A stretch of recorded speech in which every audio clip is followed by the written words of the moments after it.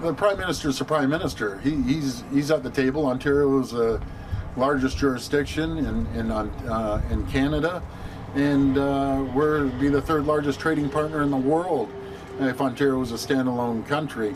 So, and I never recommend that. But I have to stand up for what I believe that's going to help Ontario. We have to stimulate the economy. And there's many tools to stimulate the economy, but I've been very vocal on this with the federal government, with people in public. First of all, you have to lower taxes. You have to this is economics 101, folks. You got to put money into people's pockets, and not get taxed to the highest rate of 54% is absolutely ridiculous. We have to reduce our taxes, the federal government, municipalities, and then you stimulate the economy. You put money back into companies' pockets, and by the way, we reduce the cost of doing business by $11 billion each and every year. It was 8, now it's jumped up to $11 billion. And what companies do?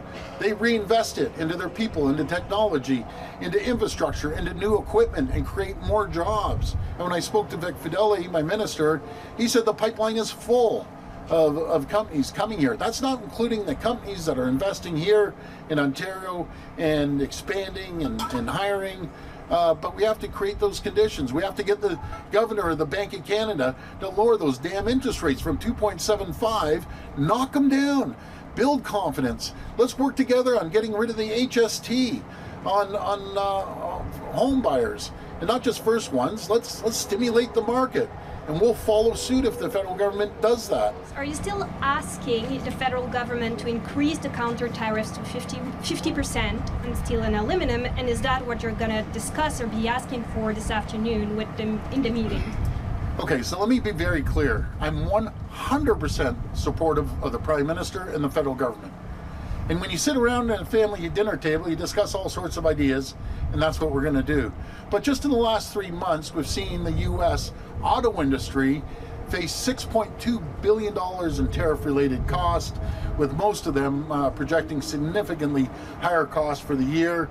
We're looking at 37,000 manufacturing jobs that have disappeared in the U.S., and factory employment is the lowest it's been in 5 years, which is not a good thing. And you see what happens with President Trump. Someone gives them the wrong job numbers that are accurate job numbers, they get fired. Well, President Trump has to realize it's costing companies billions of dollars.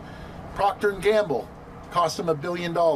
You look at Mattel, you look at all the Ford Motor Company and all the auto companies. He said it would create economic growth. He said it would create jobs. I went out there at the same time and said it's going to be a disaster. Tariff on Canada is going to be a tax on Americans. So far, this is what's happened. It's hurting American companies. So they need to shift and start looking at working collaboratively with us, looking at the AmCan fortress, put a ring around America and the U.S., in Canada, have the 2 strongest nations in the world. We could thrive and prosper. He'd rather fight. I don't want to fight. I want to fight with our closest allies and friends. And be very frank, neither do the governors, the senators, the Congress people.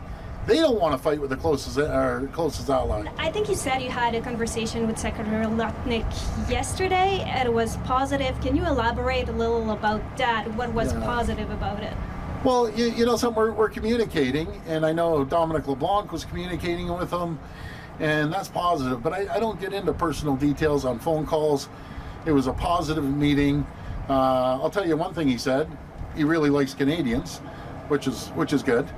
And so liking and cutting tariffs are 2 different things.